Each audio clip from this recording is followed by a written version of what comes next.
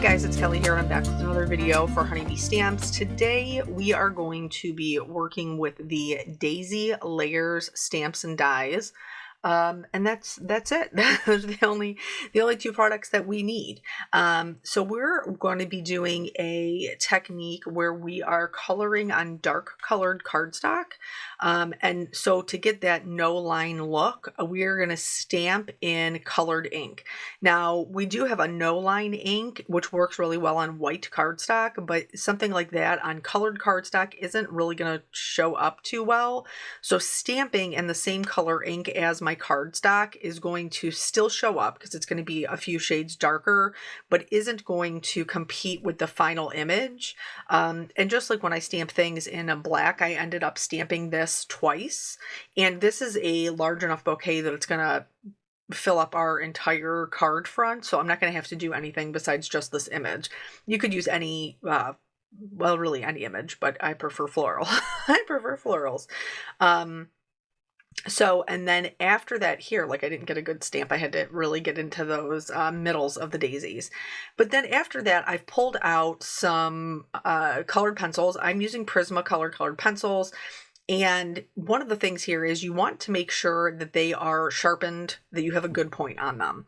I used to be one of those people who was like, really doesn't matter. And I'm going to tell you, in order to get into little nooks and crannies and not blow out your lines, it actually does matter. It really does matter. So you want to make sure that they are nice and sharp. And then we're going to talk about 3 different ways that we can go about doing this. So if you have struggled with no line coloring, and I have, if you tell me that you haven't, I'm going to tell you you are a unicorn. There are a lot of times where our approach about it can turn things into kind of like blobs, and we lose the lines and the separation to help our images be clear. So one of the things that you can do is work in smaller sections. So I'm starting with my white colored pencil, and this is going to be the base for, I'm going to show you, like I said, I'm going to show you 3 different ways. So the white is going to help it to be brighter. If you are using lighter colored pencils, like here you can see I'm just going in and I'm just using my lightest color, which for me is, let me look, chartreuse. You can still see it, but it is not as bright. The third option is to go in with your white as your base and then color your lightest color on top of that. But then the way that you approach it from there changes. So honestly, I kind of probably do a hybrid of all 3 depending upon my time constraints.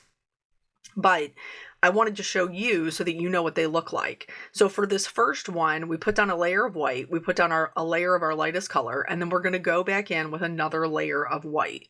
This is the way that I was originally taught this technique, and that was from Lydia Fiedler. She is Understand Blue on YouTube, and she is terribly talented. And she had like an image that was glowing. And so she taught me that basically you want to put like a layer of white in between the other layers of color. And so then after that, you're going to go to your next darkest color. So you can see for the other ones, I did not do another layer of white on the white base. And for the ones that were using the regular colors, I didn't put any white at all. And then we're going to go from our mid-tone to our lightest color. We're going to fill that out. And you can tell the one that has no white underneath it is darker. The one that has 1 layer of white is brighter, and the one that has 2 layers of white is brighter still. And you can kind of play around with this with as many layers as you would like. Once you fill up the pulp of your paper, you really can't add any more pigment because that's what you're doing. You're filling up the fibers with these pigments from the pencils, and that's what's giving you that solid concentrated color. So you can go over them once, twice, a couple of times. You can work them however many times you would like in order for you to get the result that you're looking for. And when I say I do a combination of these, it really depends on what it is, like the look that I'm getting. But most of the time, I'll be honest, I do the lazy way. I do 1 layer of white because I like the brightness, and then I just do the rest with my colors. I just move out with my colors. I don't do layers of white in between most of the time. So then we're going to move on to the centers of the flowers. So working in these smaller pieces is going to help us to retain the shape of our objects. So that way we don't have the edges blurring. If I went in and colored this whole flower white in one go, we would have no idea where any of the petals were, where any separation was. That's not going to work for what we're trying to accomplish here. So again, I'm doing the white, and then I went in with my yellow. I'm going to go in with my darker color. This is sienna brown. And here, honestly, just because I happen to be working on my color theory class at the same time, this is more of what we call an analogous color combination, and that's why it works so well together. So then I just, go through the darkest color and then back out through the lightest. There's like 2 or 3 types of greenery in this bouquet. I chose to do most of them like that bright kind of spring green, but there are a couple of them to break it up that I did do like an olive combination. This is one of them. And the technique doesn't change depending upon what I'm coloring. It just, the colors that go on top change. But in order, like I said, we want to be working in small bites in order to keep that separation and to keep our shape. Because once things start to get blobby, it can get very easy to get discouraged about what it is that we're coloring and then just give up altogether. We don't want to do that because we have stick-to-itiveness and everybody's on their own art journey. We're all at different places, but we're not going to get any better, myself included, if we don't practice. So then work out again to that lightest color. This one is a little bit darker just because it's an olive. I have a tendency to like the brighter greens, but whatever it is that works for you. The other thing about this card that is a little bit different than what I would normally do is my daisies are white. It can be challenging to color things white, whether you are coloring them white in marker, colored pencil, paint, watercolor, like whatever it is you're doing. It can be a little bit difficult to do white. So again, I'm not doing any petals that are touching each other, keeping that separation. That's almost along the same principles of like what you do with watercolor, where you don't let them touch. So here I'm not letting them touch because I want that separation. So I do my base layer of white, which is very light, and then I'm going to go back in towards the center of the flower. We add shading where 2 objects meet, or where one object lays on top of the other, and then I'm going to add darker shading there with the white, so just more concentrated color. And then for my shading, you could shade this with a lot of other colors. White typically reflects like what is around it. I just chose to do it with black because that was the easiest way that I could think to teach you this. And so I'm just going in with my black colored pencil, and I am adding the shading where it is meeting the center of the flower. Where one petal is falling behind another, I am adding some shading kind of like to the left and right hand side. And then I'm blending it back out with that white. And so it is going to add a little bit of shading to the petals, but not so much so that we are, that we're overtaking. We don't want it to be a gray daisy, I guess is what I'm trying to say. We want to make sure that the shading is there and it's creating that separation, but it's not overcrowding. We still want the majority of the petal that we're coloring to be white. And since we're using pencils, it's really kind of easy to make sure that we have that fine tip and that we can get into those little nooks and crannies. And then that way we can just blend it out. Now you can color it in more solid if you would like. You'll have a little bit less dimension, or you can leave the edges kind of a little bit, what's the word that I want? Less solid, a little bit. I don't want to say rougher, just with a little bit less color. So, it's kind of like a softer shade at the end. We'll see some of that green cardstock kind of peeking through, but honestly, I don't mind that. I think that that's okay. So then here, I want you to be able to see how each petal is kind of coming together as it is meeting the other petals. Here I can tell that my pencil is getting a little flat, and so I'm just going to resharpen it. I would keep your sharpener on hand. That way, you have it as you're working through, and especially you can see how you can see how short this little white pencil is, and so you can tell that that's like one of my most used pencils, and it is, because I use it frequently to do, like, if I'm going to color with colored pencils, then I'm typically going to color it where it is more dramatic. I just prefer, I guess, techniques that have a lot of contrast. And so this particular one, using the white, is something that I enjoy very much in order to get those bright colors onto dark cardstock. So with that said, I am going to tried to include the majority of what I was coloring here, just so that way you could slow it down if you needed to, and you would still be able to see, how all of those things are coming together. But I did not include all of the coloring, for every single flower. I just wanted to give you kind of an overall picture of how to work them, especially when you're doing a no-line image like this, where you have a bunch of flowers or a bunch of items together where they're like right on top of each other. What does this have in it? 1, 2, 3, 4, 5, 6, 7 daisies. So there is quite a few in just this little area itself. But remember, if you're having a hard time, you could always slow it down. YouTube has that little gear icon that you can click on, and it will allow you to speed it up or slow it down. Because maybe you're like, Kelly, I don't want to listen to you talk. I'm over it. So then once we're done with those daisies, they do have like these little sprigs that are kind of like around those leaves that are a bit different. And so I wanted to do those like a true yellow, whereas the centers are more of like an orangish yellow. I wanted these to be like a bit of a bright yellow, to kind of, I didn't want to distract. You know what I'm saying? I didn't want to distract by bringing in another color. And you can use your daisies and do your daisies in a bunch of different colors, but I really like the yellow centers and the bright white on the dark cardstock, and so I didn't want to distract from that. So I just did them yellow. I did the same thing. I colored them in white, but they're really just little buds, little teeny tiny buds. So you don't need to do a ton of shading on top of them in order to get them to be yellow.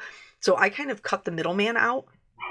I have the darker, like that sienna brown, the golden kind of yellowish orange color, and then a bright yellow. I skipped that middle color, that golden orangish color, and just went straight into my yellows. And because there's such a small amount of real estate, that worked really well for those to be nice and bright. And then you do definitely want to have sharp tips for doing your greenery, like the thin stems. We want to make sure our tips are nice and sharp for that, because the more that you color, the wider that the tip gets. We're speeding up now, by the way. I definitely don't color this this fast. But the more that you color, the wider the tip gets.